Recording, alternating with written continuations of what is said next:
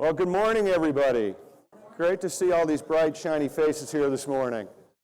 After some of the folks I saw last night, just be assured that somebody in this room has a hangover worse than yours, so get through the day. We appreciate you being here. We're excited about this panel today. This is such a fascinating topic, and if you've paid attention to it over the last 3 to 5 years, you know it's been a wild ride with a lot of changes, a lot of diversity, a lot of things that are happening. And we've assembled a really great panel today. And I'm really excited about some of the questions, some of the direction we're going to go with this. I hope it's informative and perhaps answer some questions in the back of your mind about this space. That was kind of my goal when we started this panel. It's like, how do we handle and tackle some of the tough issues that get talked about, but I don't think often get addressed in the public forum. So we're going to try to do that a little bit today. So really the topic we're talking about is where do we grow from here? Where does this industry go? And like I said, the panel we've got here today is going to give you some really great insight. And one of the things I believe in is not reading people's bios. A lot of times there's too many big words for my public education brain. So I'll let them introduce themselves to you, and we'll kick it off. We'll start down the end with Dave, and then we'll talk to Philip, and we'll get Eric to talk as well. So gentlemen, please introduce yourself. Hi, everyone. Dave Vosberg, Local Bounty, lead product development, R&D at Local Bounty. Cool. Good morning, everybody. I'm Phil Karp, Solely Organic, co-founder, president, and chief operating officer. Good morning, everybody. My name is Eric Cusimano. I'm one of the global principal produce buyers and senior category managers for a lot of categories, including CEA. I'm Todd Linsky, and I'm principal at Todd Linsky Consultant. I have a little podcast I dork around with on the side. Hopefully you've all listened to it at least once. And thank you again for being here. This is super exciting.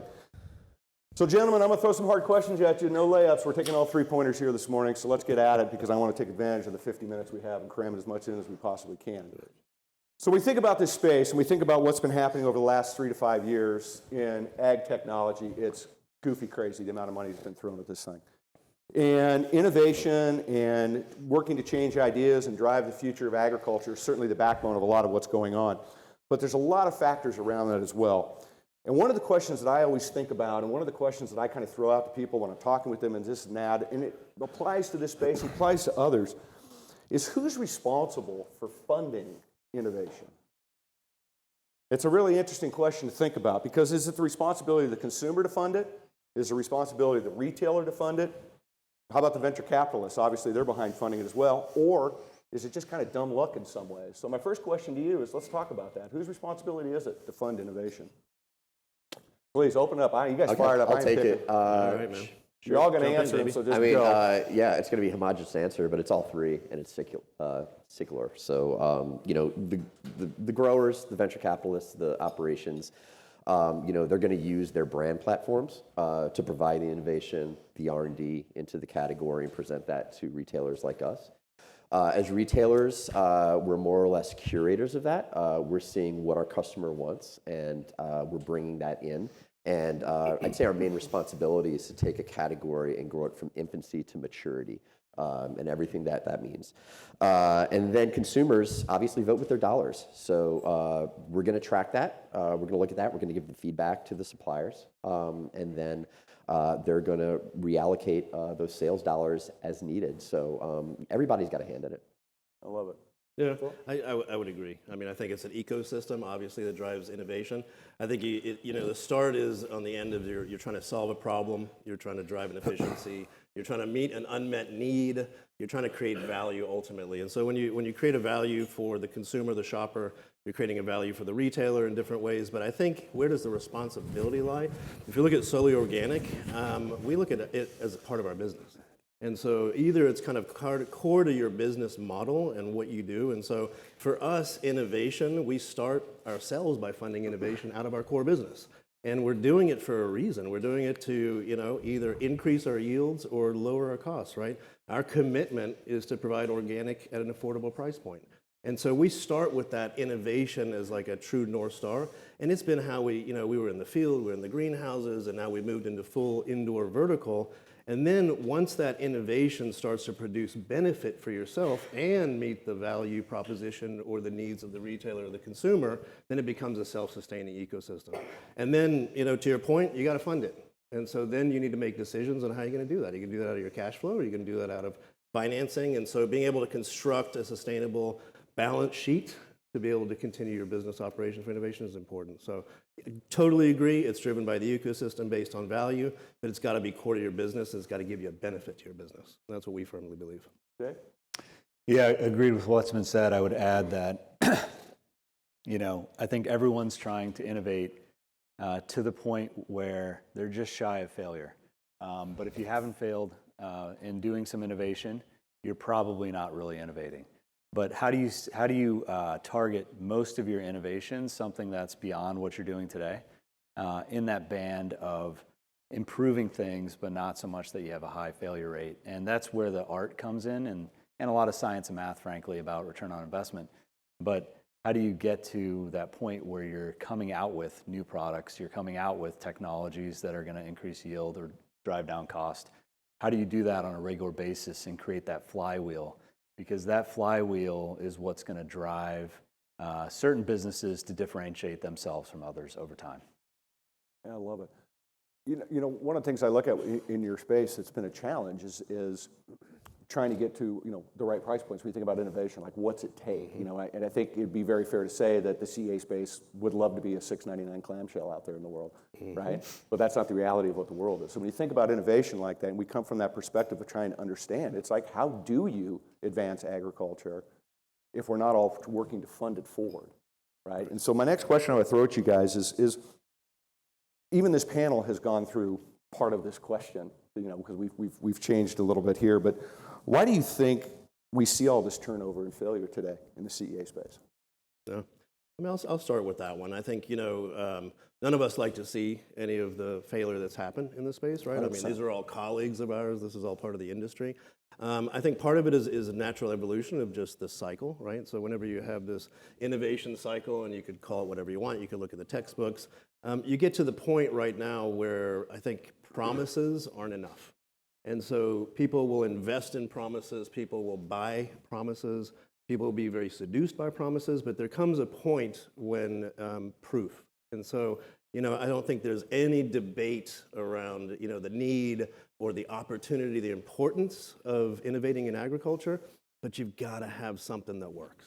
And so now I think what you're really starting to see is both this, venture capital is going to put up with a couple of years, and they're looking for, high risk, high return, big returns, right? Then you look at private equity.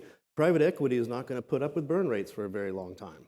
And so, what does it come down to? It's going to come down to the companies that are able to have unit economics that can make sense. And Todd, to your point, you got to get it on the shelf at the price that the product's going to move and have velocity. And so I think that's really what's happening in this space. I think it's actually very healthy. I think it's a good spot.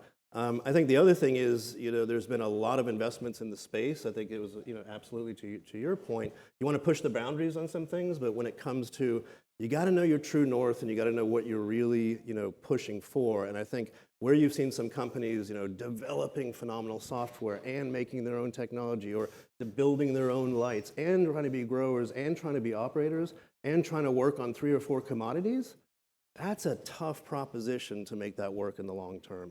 And so I think what you see is a sharpening of focus. Think you see a little bit more of a methodical approach to scaling.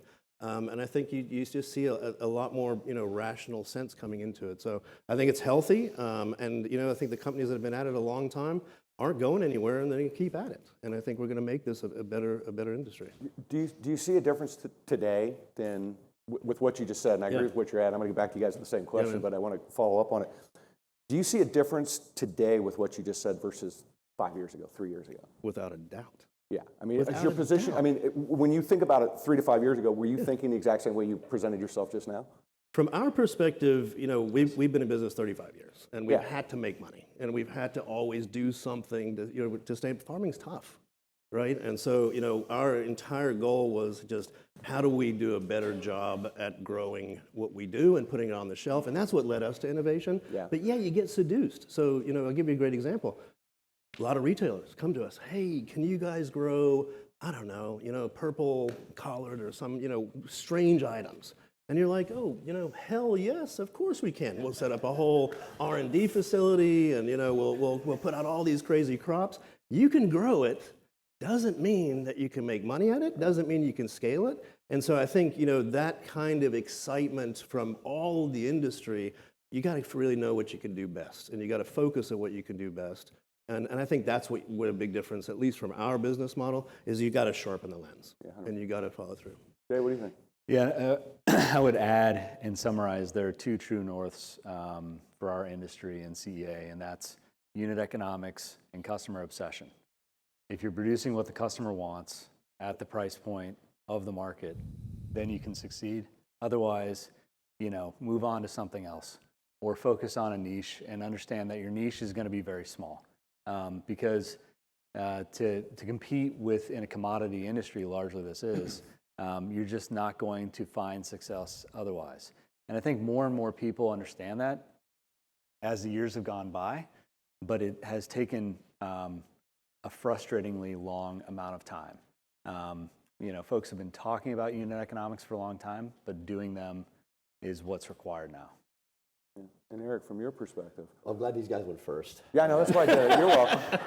I'm going to take it up more of a macro view. I think in my eyes, it's two things. I think number one, it's market conditions. The game pretty much changed overnight when profit became more of a metric of success than top line revenue. It became impossible to buy your way into market share, really, and that's a death knell for a lot of brands if don't have a runway to profitability. Secondly, I would say differentiation, and this is something that I've noticed in this segment. When I talk to growers, I've fielded probably close to 100 phone calls with new growers in the past 2 years, and my first question is always, what's your differentiator? What's your value platform? And surprisingly few have been able to answer that. Why am I choosing you instead of these other 100 growers here? So the ones that get that answer right are really the ones that have thought through their business and act like true growers, entrepreneurs. They see white spaces. Yeah, interesting. When I think about this a little bit in this space, it's to me, it's the work you're doing today, 5 years from now, that's really interesting, right? Like what you're creating today, what it turns into. So I'm going to throw this out to all of you, and I got a follow-up question specifically for you, Eric. Sure. What's agriculture going to look like in 25 years? I mean, I can give my view of I think I've talked about it a lot. I think agriculture is a puzzle, and how we see it is the puzzle will evolve and change, and so we've been heavily reliant on a dominant paradigm, which has been this amazing place where we are today, and the salad bowl of America. And this enormous concentration of where agriculture really comes from and where food comes from. So as we start to see, absolutely, is there going to be a lot of greenhouse growing that's going to expand in the country? We're still way below other countries across the world in greenhouse production. Is indoor vertical absolutely going to figure it out? Is it going to expand? Is it going to go into markets that aren't necessarily able to be tackled by greenhouse? So I think the puzzle of field and greenhouse and indoor is going to continue to evolve into a way where the right crops are going to end up in the right spaces, and the right proposition is going to come from there. And so I think that's kind of firmly what we believe from just a grower perspective. So we have fields, we have greenhouses, and now we're really moving all indoor. We're going to keep some crops in the fields. They do fantastic. They do well. They're beautiful. There's no reason to change it. And there's other stuff that we're going to keep in greenhouses, and then there's a lot of products that need to go indoors, because we just absolutely have to address some of the issues that we're faced today.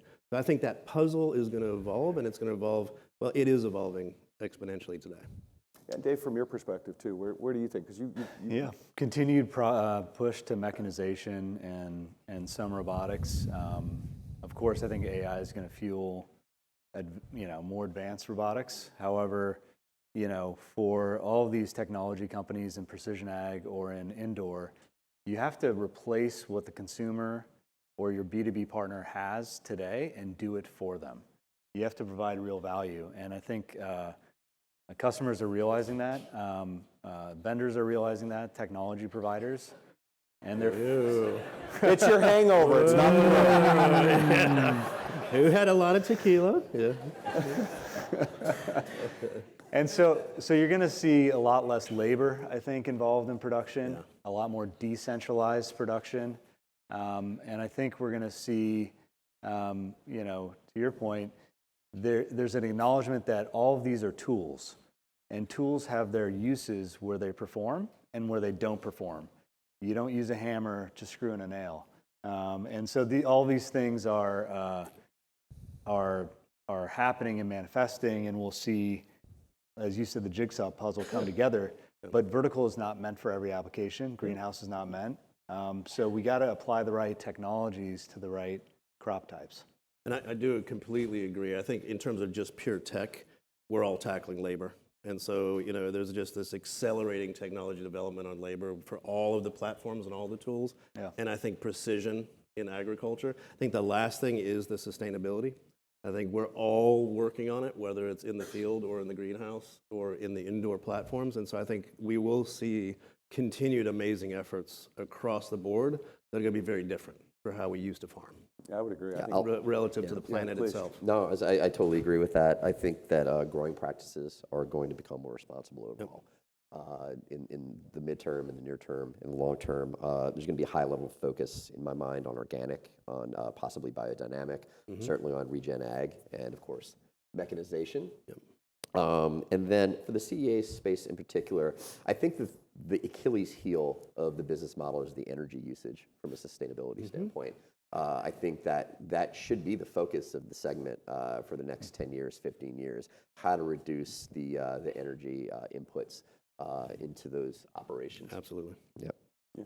So, Eric, follow-up question to you, and I think everybody here will be interested in, what's retail going to look like 25 years from now? No clue.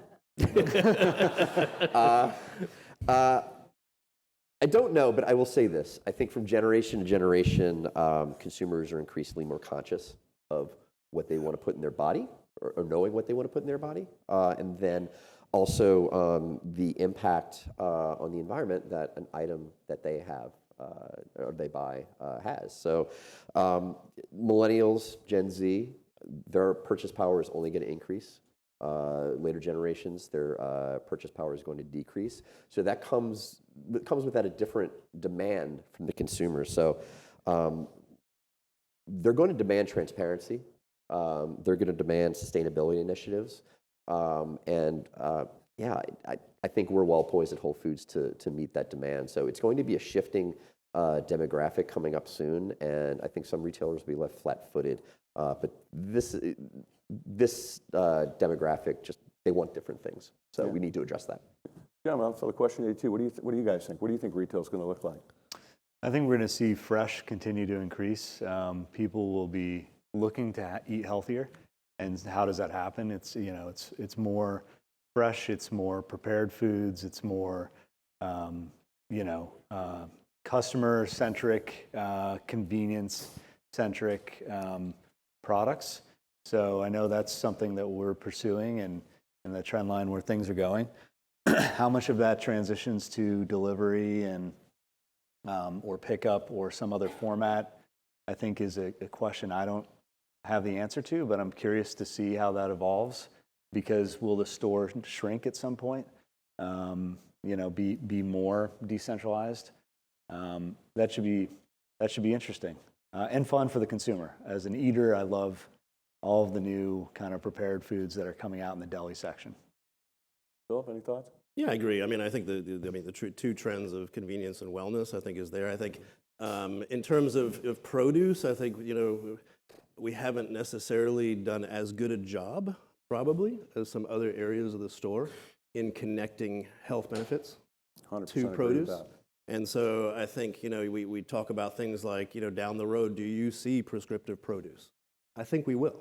I really do believe that. And so I think people will start to be conscious of whether they've got high blood pressure or kidney issues or things like that. Where do I need to focus? Is it on the colorful veg? Is it on the green veg? And so I do really, truly believe they'll start to be kind of like you see on, whether it's juices or drinks or waters even, really starting to point you in a direction to help you with prescriptive produce. I do believe is something that's coming.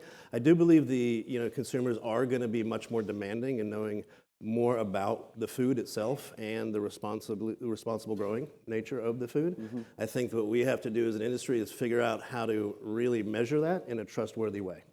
And so I think right now there's just a big mess. We're making a big effort at Solely to document and validate. But I think we all have to come together, because once the consumer can trust some of the labelings, and they'll start to be able to pick and choose. And so again, like an organic label has taken a long time, and it's built a lot of trust. So for a consumer to trust that truly, is this better for the planet? Is it a better way of farming? Is it better for me? I think that is going to be growing in importance in the store, and I think we will continue to see that. Yeah, Eric, you brought something up I want to come back around on. And, you talked about getting 100 phone calls or whatever it was, and how do you balance that? And there's a lot of shippers out here. There's a lot of people that may be selling you, don't sell you, would love to sell you, whatever. How do you balance that? Because to your point, you have, 5 people calling with the same widget, and, it becomes a real big challenge. And you, as a company, obviously want to see this category grow. You want to bring new things in. We want to drive consumption. And I'm going to get into the value of food here after this, but I feel like I want to throw this question out first before I get deeper into that, because I'm going to go a while for that one. But so how do you, as a retailer, how do you balance that? How do you find that, sane moment? What's that word? Balance? Balance, yes, right. It's a capital B, not a small b. Well, I think first and foremost, I just have an incredible team. Everybody I work with is great.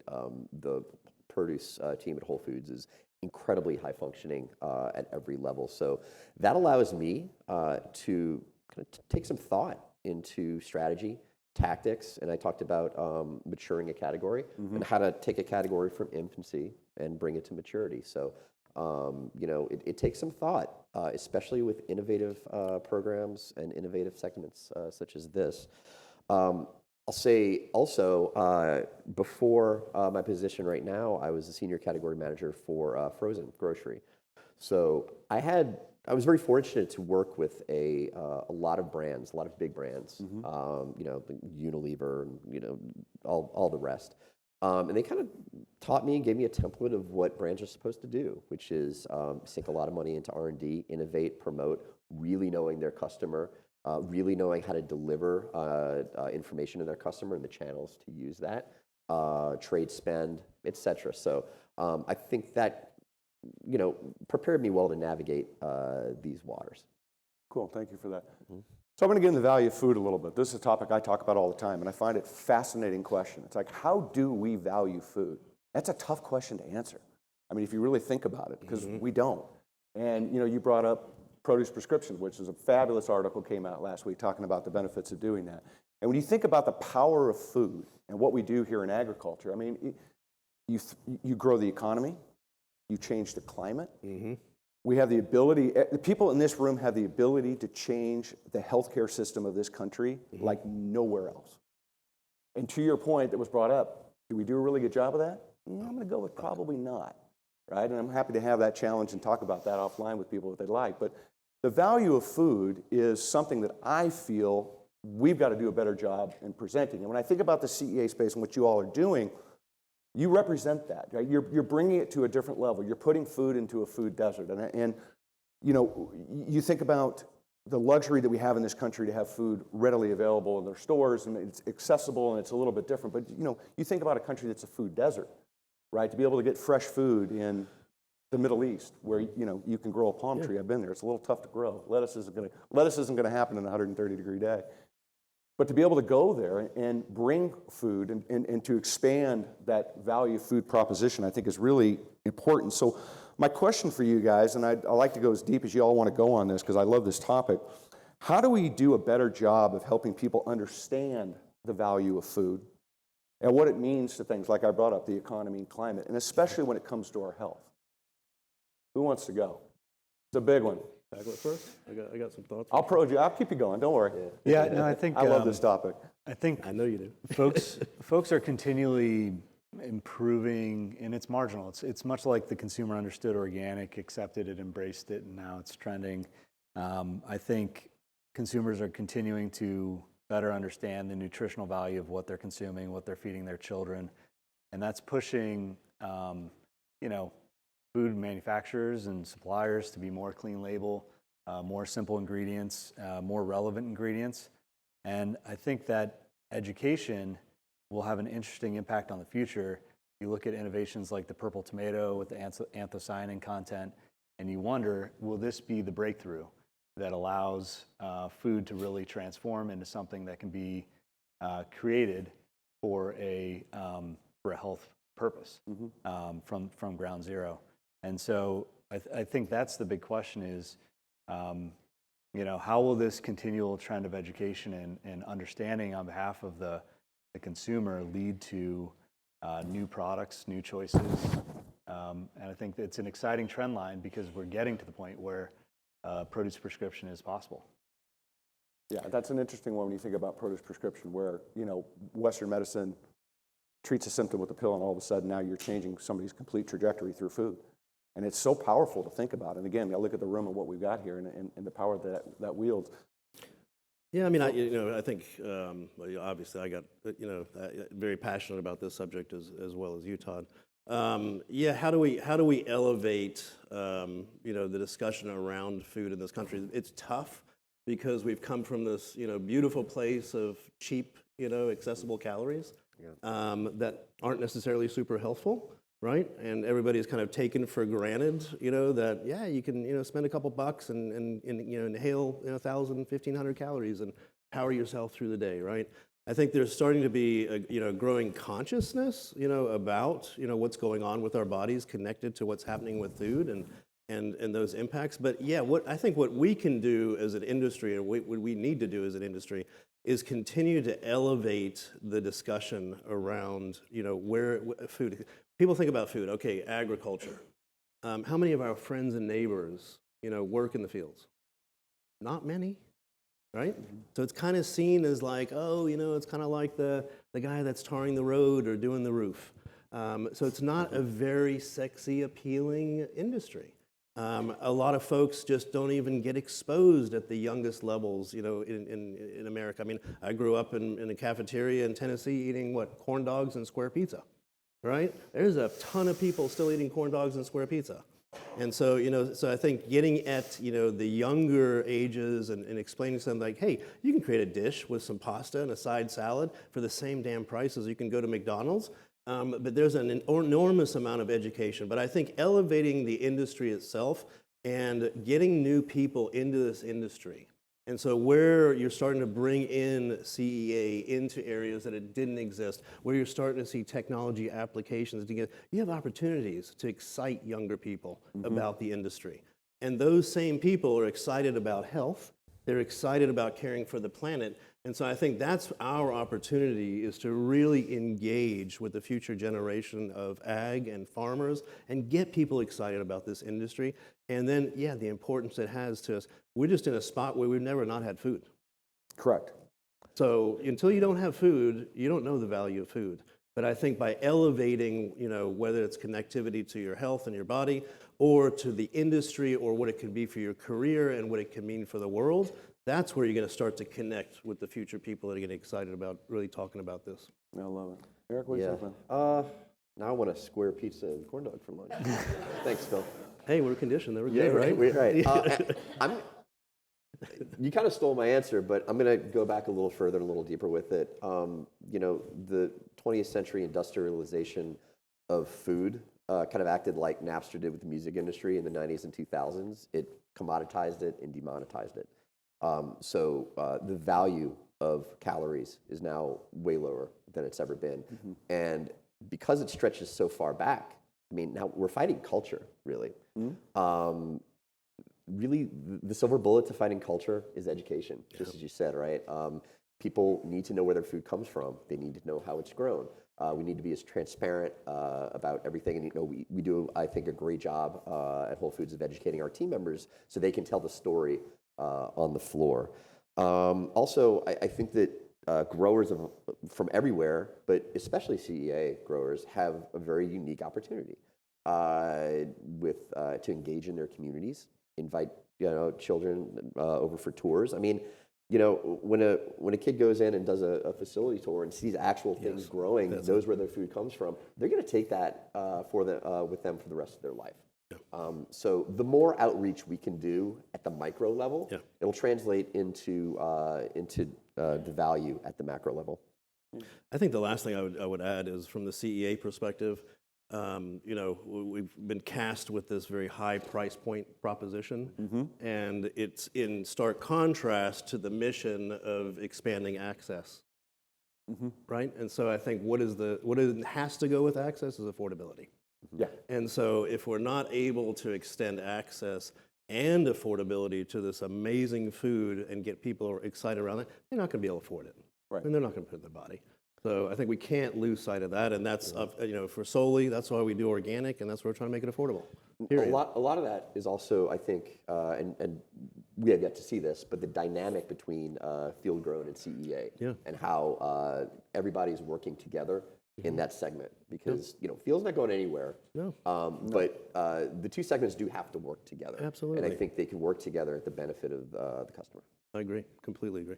Yeah, you said something, and something I believe in. Cheap has a hidden cost, and I think it's really dangerous when we start to make food cheap. I think it's the difference between inexpensive and cheap, right? Yes, Technology and 100%. innovation and this and that, because it does have that boomerang effect that's dangerous. I think it also depends on how you define value. So for a lot of consumers, value is the cheapest thing on shelf. For me personally, it's quality to price ratio. Yeah, that's a good perspective. So let's throw this value food thing back to CEA a little bit, right? Because when you look what the narrative is of CEA, marketing to the consumers has been about education, but it's really more about attribute education in a lot of ways, right? So you've less water, less pesticides, et cetera, along those lines, right? Grown closer to home, whatever you want to say. But I don't necessarily know that those attributes are moving the needle as much as perhaps everybody thought, right? And so I just want to touch on that a little bit. Do you agree? Do you disagree? Do you think that the attribute play, or where do you kind of see that thought going? Please, let it rip, man. Yeah, and I would say we get take up from customers when they try our product on promotion, or they see local and they think, okay, let me try this local product. Then they try it. It stays fresh in their fridge for longer. It was about the same price as organic, or a little less. And so then they try it and they realize, okay, this is equal or better. It has the same characteristics, pesticide, herbicide free, but it lasts longer in my fridge. It's more value for money. Now we've got a customer. And we see our products trend, have more units per store per week over time than the item on the shelf next door. So I think there's this, the other aspects or the other attributes, I'm not sure the consumer likes those, but I'm not sure they're making purchasing decisions around them. They're making purchasing decisions around, does it taste good? Is it crisp? Is taste, texture, flavor, and does it stay in my fridge? And do I feel like I'm getting value for money? And I think CEA, the folks who are able to hit that price point or below, are delivering on that promise. We're still working on scaling, obviously, and surety. But I think we're getting there, and that's the consumers enjoying it, and they're switching over for those reasons. Gent? Yeah, I mean, I think, probably all of our consumer research probably says about the same, So, I mean, you're not going to replace freshness and appearance as a number one criteria of choice, period. After that, you start to see, of course, in our recent couple years, price becomes pretty damn important. And so, you need to be able to really address both of those 2 points, and exactly what you were saying, Dave, before you can even start to have a differentiating proposition where they can start to evaluate, okay, I got a bunch of stuff that looks great, I got a bunch of stuff that tastes great, and I got a bunch of stuff that I can afford at the same price. So then how do I choose? Then I'm going to decide, okay, what is this person doing? Are they doing something better for the planet that's meaningful to me? Is this product providing some health benefits that I'm looking for? And so I think, it's always going to be a secondary and third benefit, but damn, you've got to level the playing field, and you've got to come through on quality, freshness, and price. And then as an industry, we're not there yet on trust with labeling. And we're not there on any sort of common verifiable anything, when it comes to what's being put on the packet, So I think a lot of the work, whether it's the IFPA or the CEA Council or the different things that we're all part of with the Retail Council, is how do we come up with some common messaging for consumers that's easy to understand and easy to trust. And I think until you have the easy to understand and easy to trust, you're going to have a hard time getting that buy-in and elevating that other criteria of choice. That's it. And we're done. Yeah, and it's a wrap. Yeah, And the hangovers are back. From a retailer's perspective, from a buyer's perspective, brands really need to have their fundamentals in order. Their blocking and tackling, right? So, what is your brand positioning? What's your identity? What's your differentiator? Knowing your customer. I think that's, a lot of suppliers in the produce space I've found don't know exactly who their customer is. And I think that the most important thing a brand can know is like their customer down to the finest detail. So, basics like fill rates, service levels, communication, costing, obviously, which you hit on, that all sweetens the pot for us. So it's kind of a situation of help me help you. Make your program compelling, and as a retailer, I'm going to push it as much as possible and move this forward. Yeah. When you started with this a long time back, right? You were kind of a unicorn in the deal, and there wasn't a lot of people around you like there is today. And I look at the way this category's created itself over the last 3 to 5 years, whatever it is, and I look at some of the folks that were really starting to become aggressive in this deal, and I think they sold themselves short in a lot of ways, in the sense that they came out with the narrative, well, we're going to replace dirt, Salinas is not, all these things you shouldn't say, where it's not reality. They sounded great, they made your chest puff out a little bit, but at the end of the day, it didn't work. We can see that. When you think about that runway and what had happened, I mean, what would you change, do you think, if you look at those early investors? And I'm looking at you specifically, but in generalization kind of question. What would you have done differently, you think, to get this category a little more boost and I think a little more consumer acceptance and retail acceptance? Because that's really the deal. And you touched on something too, saying, who is the customer? Are you the customer or the million people in your store? Yeah, that's exactly right. So I think you're right. I totally agree with you, Eric. I mean, you got to start with the consumer and the shopper, right? I mean, that's ultimately the connectivity. I think it's the over-promise, under-deliver would probably be my number one. Right, I think it was selling this silver bullet for all the woes of an industry or all of the woes of out of stock on a shelf or whatever it can be. And I think reality, right? It's you got to be grounded in reality. And so I think that smoke and is a little bit. I wouldn't say smoke and mirrors. I think there's a lot of passion and a lot of belief and an enormous goodwill and good intent behind all of it. But that's what I would say is the difference today. From where that's what I would say the industry stumbled a little bit. Yeah. And can I piggyback on that? Yeah. Absolutely. Yeah, I everything you said is correct. But yeah, it's it's mindset, it's perspective, it's where a grower's coming from. For me personally, an operation that comes at it from a grower's perspective, Correct, always gets my attention. If it's coming from a tech perspective, probably not. So we are in the produce industry. Yeah. Yep. Dave, some thoughts? Yeah, I mean, I think that's spot on. The one thing I would say is I've been pitching CEA for 10 years. And 10 years ago, investors were just getting educated on how plants could grow indoors. They weren't even aware. And okay, so 5 years ago, maybe they were aware, but they were making, I would say, really bad decisions. In believing the hype and imagining that somehow constructing facilities that cost tens of millions of dollars were going to have VC returns. I think today we're finally at that point of where these two lines are intersecting, reality and kind of investor understanding.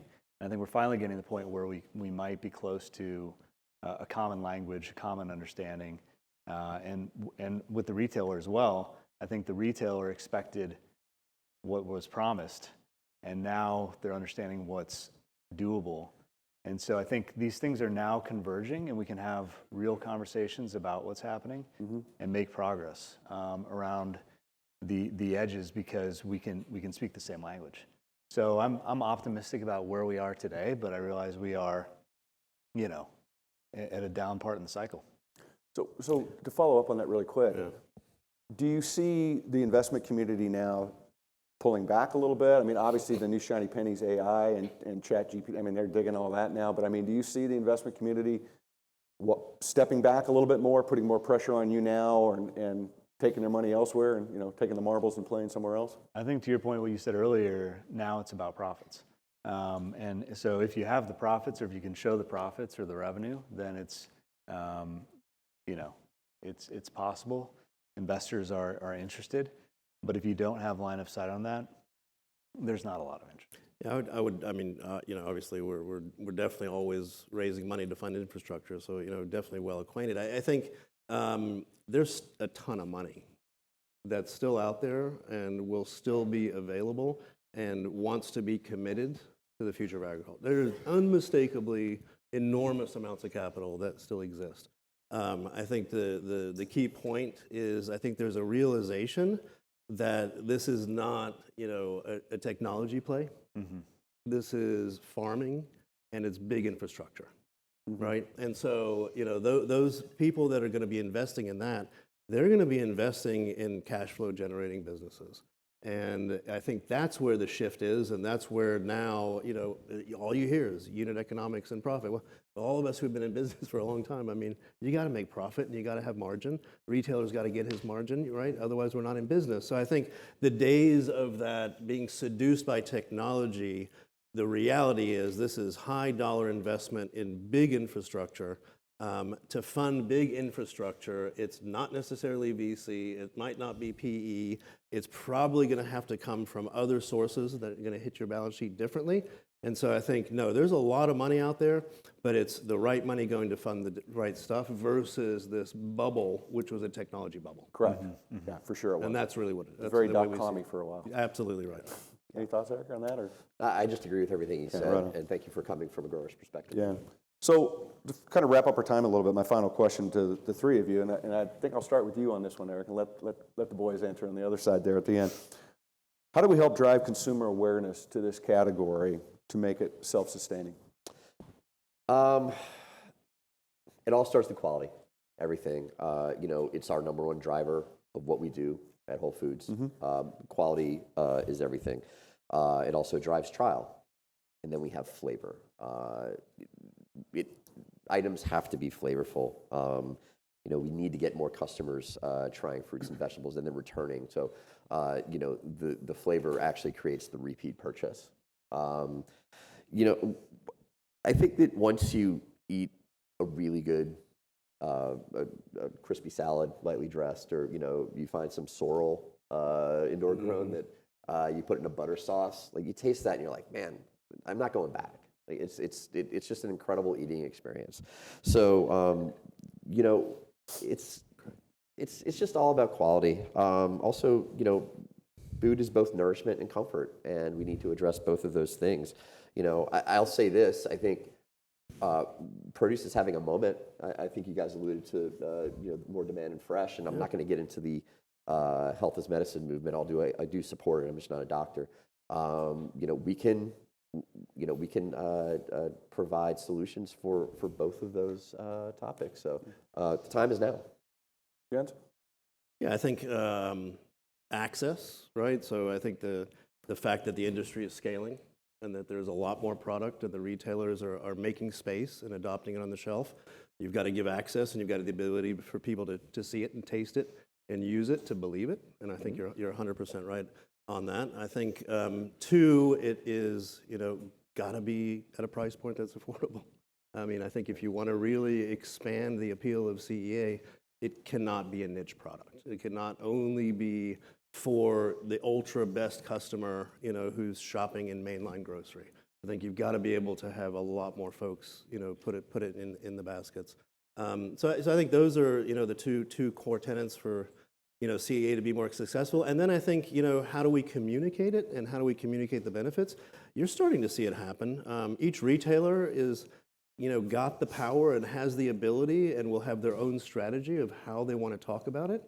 And you're starting to see it. You're starting to see it whether it's new novel labels talking about innovation in agriculture or more, friendly forms of regenerative agriculture and things like that. You're starting to see sets that say indoor agriculture. And so I think that there's kind of the retailer is going to play a part in the education. And then from a supplier and a grower perspective, we've got to provide the information about the food and how it's grown and where it's come from and what are all those benefits and what are all the data so that when a retailer decides, here's what I want to talk about, we've provided them the information they need. And then lastly, we've got to do a better job, I think, on package. and again, clean up our packaging, simplify the message, get right to really what matters, so that we don't have a whole gaggle of, fun little crazy labels all over the place that creates a consumer mess. Well, you make a good point. It's back to the value of food, right? Can I add to that very quickly? No. Yes. It's a retailer. Nobody says no. Wow. Hey, that's Dr. Kuzumano. That's right. Yeah. Well, I agree with everything you said, but this category, it's very new, and I talked a lot about bringing categories from infancy to maturity. The category is just starting to crawl. It's not an infant anymore. Yeah. It's just starting to crawl. Yeah. When it starts to walk and it has its own legs underneath it, that's when suppliers and retailers can really have fun and bring really great programs that speak to the customer around. So, it's all of our jobs to develop that from the infancy into a stage where we can really have fun. Absolutely right. Couldn't agree more. Yeah, and to piggyback off of that, what I was going to say is this next phase is about execution. It's not about creating technology. It's not about creating something from scratch, creating a new business. I feel like we're at the point where that's nearing its conclusion. Now it's about, can you construct that facility? Can you operate that facility? Can you ensure food safety? Can you get the product to market on a regular basis? Can you have consistent yields? All of those capabilities that a mature industry needs. And so we're seeing a lot of professionalization throughout the industry when it comes to delivering on that commitment to provide the product consistently. And that's going to enable what we hope will be national suppliers, national farmers that can supply decentralized product to customers such as Whole Foods across the country. And the opportunity is there. There are other large retailers that have said explicitly, 2 of them, hey, we are creating a category. There will be CEA next to organic. It will be there in 100% of our stores within 18 months. So I think the prize is there. It's who's going to execute now around getting it done and doing it well. That seems like a pretty good place to stop. Thank you, gentlemen, very much for your time and your attention and honesty. Appreciate it. Thank you all for being here.